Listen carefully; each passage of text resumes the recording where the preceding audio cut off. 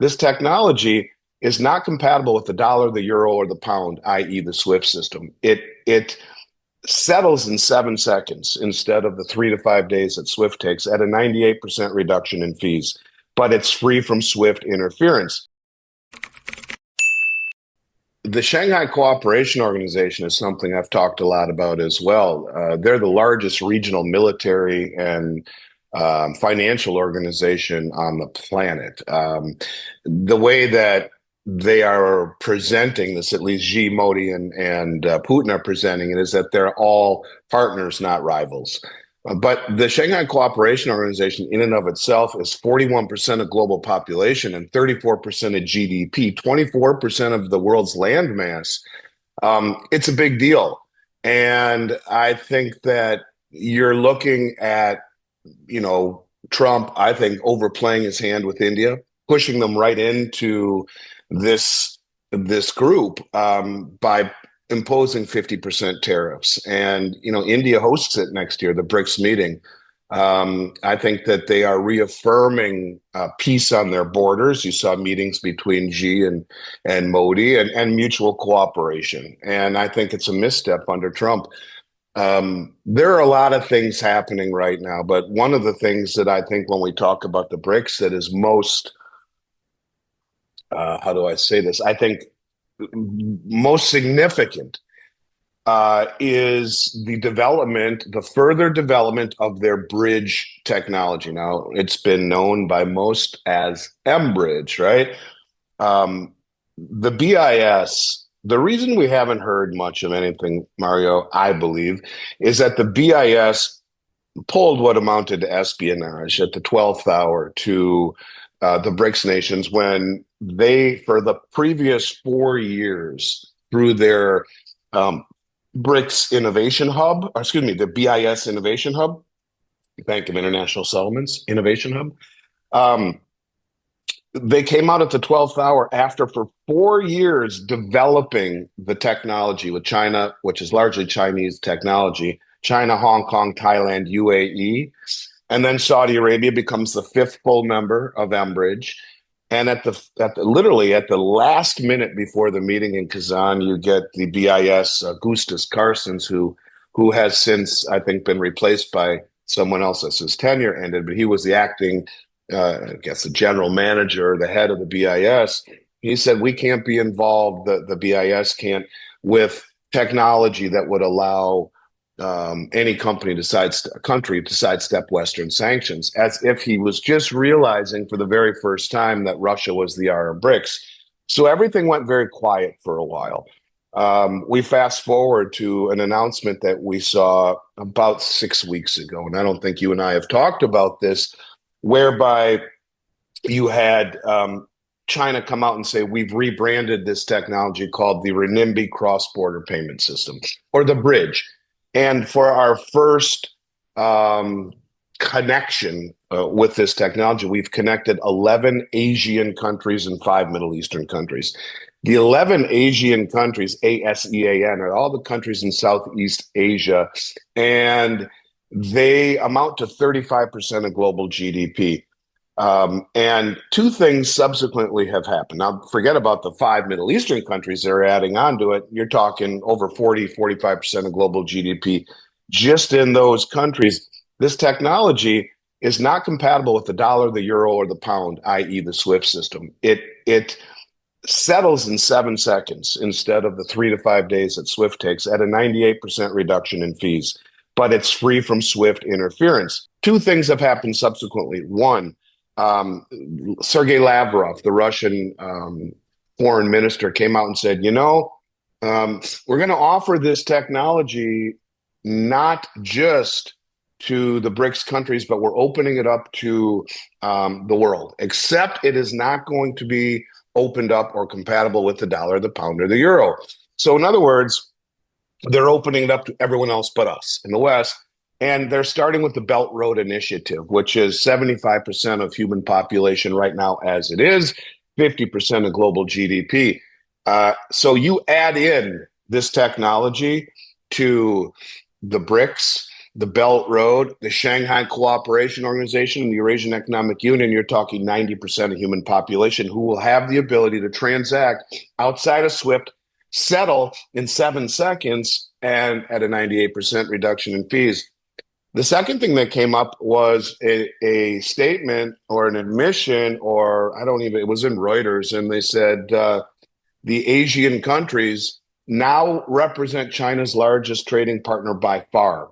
And they are double the size, about 800 million people, of the United States, 800 million people.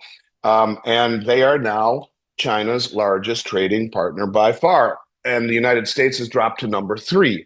So you put it all together, you have a system that is growing, that is expanding, that is cooperative, and that is keeping the West out. And the West keeps overplaying their hands, we do, by doing things like imposing 50% tariffs on our allies like India. And that, I think, is going to have negative effects and ramifications that I don't think people quite understand yet. This is the acceleration, this growing bridge. And the last piece I would add to that is that now you have China coming out and saying, and here's another piece, we are going to internationalize our yuan. And by doing so, gold is now immediately convertible.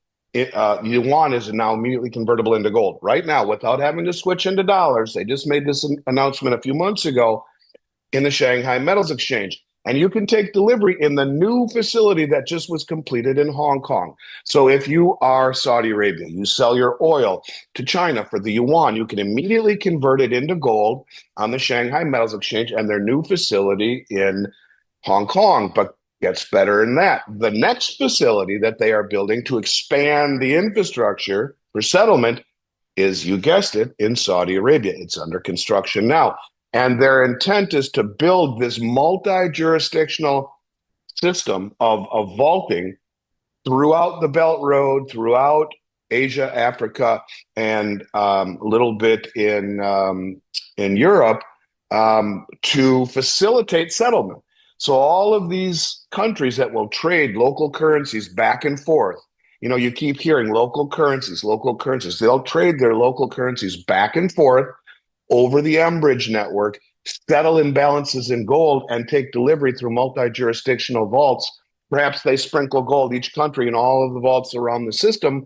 And you see vaults springing up in Singapore, in Moscow, in St. Petersburg, in Dubai, the new BRICS facilities that will be built. All of this will be the skeletal system of this new settlement system that they are proposing. Now, we once talked about it as the unit.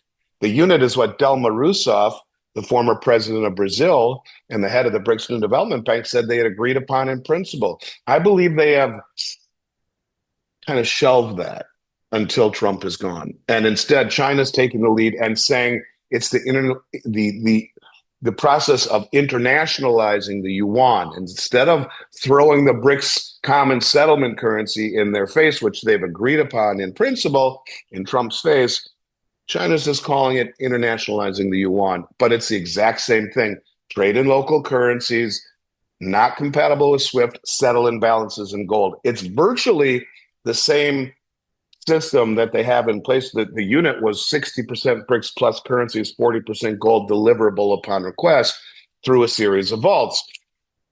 I would argue that this is exactly what they are doing, setting the stage for them to just slide the unit right in when the time is right. But yes, the BRICS are growing, and to underestimate it is a critical mistake at this juncture, I think. Yeah, because there is no more demand, there is no more organic demand or a waning organic demand for the U.S. Treasury.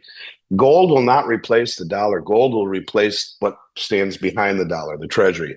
And I think when you look at the price of gold, which has doubled the performance of the 10-year Treasury over the past 25 years, with no counterparty risk, think of sanctioning against the Russian $5 billion in Forex reserves, or in U.S. Treasuries, rather. It's a big deal. It's a very big deal. And, you know, the gold is an asset that is not simultaneously someone else's liability, and it's outperforming the heck out of the bond market. Look at, like, for example, last year. Gold was up 40%. The U.S. Treasury was up 4.5%, 10-year. Look at this year. Halfway through the year, that Treasury's up 2.5%, call it. And it's not even quite that much, but let's call it that. The dollar's down 11, so you're negative 8.5%. Gold's up 40% again. So it's a situation where not only is it outperforming, it has no counterparty risk, which is the big deal. And it is acting, I believe, it is acting as the cornerstone to a new system. And you're seeing all of these countries embrace it in lieu of treasuries. I think it's a very big deal. I think it's a big deal for the treasury market, for the dollar, for this new system. And it's one that inspires confidence and trust rather than trusting a insolvent, broke country that is going around throwing sanctions and tariffs upon people or countries. I think much of the world has had it. It's one thing to do that and have your house in order. We are broken, we are insolvent. And after what we've gone through the last 4 years previous to this administration, with lawlessness and open borders and judicial system questioning if it's two-tiered or not, election interference or not, immigration, all of the things that we've seen that I don't need to rehash, the world is tired of it. And instead of extending the olive branch, it's the stick. And when you talk about, should we be doing this with tariffs? Look, being the world reserve currency, Mario, has given us an exorbitant privilege by having the world take our or sell us their products for our dollars and expecting them to put the reserves in treasuries has kept asset prices in this country high. It has kept goods that we purchase at Walmart low. And this is our standard of living has been really fostered by the good graces of our foreign creditors. And things are changing now. So you got to wonder, this is Triffin's dilemma. If the world takes our dollars that we print out of thin air for the goods that they create with effort and sweat, and then as a result, putting excess reserves in treasuries keeps our standard of living high, our asset prices high, our interest rates low, our goods cheap, isn't that really the trade-off? And we say it's not fair, but is it really not fair? I think we should be careful what we wish for. And if I had to guess, the days of the dollar being the singular world reserve currency are coming to an end very quickly. Look at the latest entry into the BRICS, Vietnam. So not only do you have the hub of manufacturing with China and Vietnam and countries like that, you have the wealth of the world's natural resources. Indonesia has just joined. They have the world's largest nickel deposit.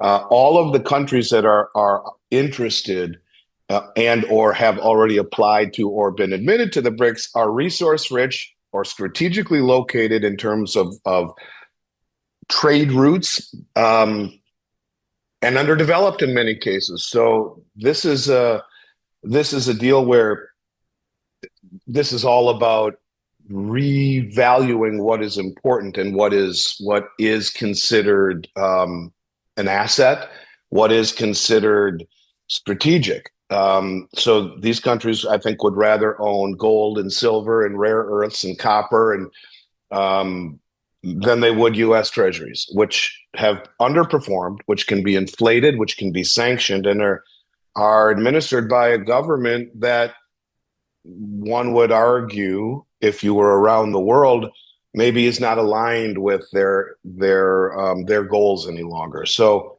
yeah, I think the biggest mistake that the people in the United States are making is underestimating and putting too much faith and credit in the U.S. system. We've become net importers of gold since November. Well over $100 billion has come in that we know of, and probably a whole lot more that we don't. Things are changing. Gold's at 35, almost 36. It's $3,600 for God's sakes, and nobody's talking about it. It's the weirdest thing, Mario. If you would have told me, I remember, I've been doing this for 36 years, almost 35, and I remember when gold finally broke through $400. What a big deal it was. You probably remember that too. I do. And it was a huge deal. And I would, if you would have told me it will be 9 times higher than that someday, Andy, and when it is, no one's talking about it.